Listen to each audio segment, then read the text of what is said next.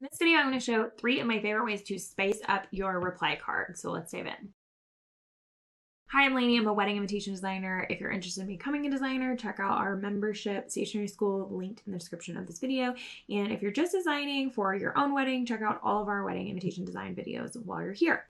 The reply card is one of my favorite cards within your suite because it does something that no other card in your suite does. It goes to your guests and then it comes back to you. So you have this interaction, and that's something that people don't take advantage of enough. So instead of just asking, are you coming? How many of you are coming? I would love to encourage you to have a little fun with it. So here's an example of one that I love. Please share your favorite piece of advice for our marriage. On the reverse of this card, you're gonna get some funny responses from the single people.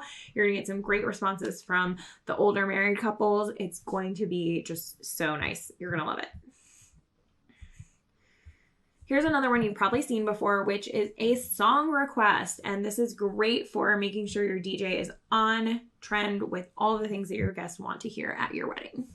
Lastly, I know this is a terrible picture, but this is from my own wedding actually, and we put a Mad Lib on the back and we absolutely loved it. We ended up canceling our wedding because of the pandemic, but we kept and still have all of these because they are just so funny. So love to include this. We had a song request as an option in here, and then we also had their name at the bottom. So that's just another opportunity for them to write their name if they forgot to on the front page, which happens sometimes. So there are so many things you can do with this interactive card, and I encourage you to do something a little bit more fun than just asking if they're coming. You can use it to ask for lots of different events. Here's an example where this one asked if they were coming to welcome party, brunch, and if they were utilizing the wedding day shuttle.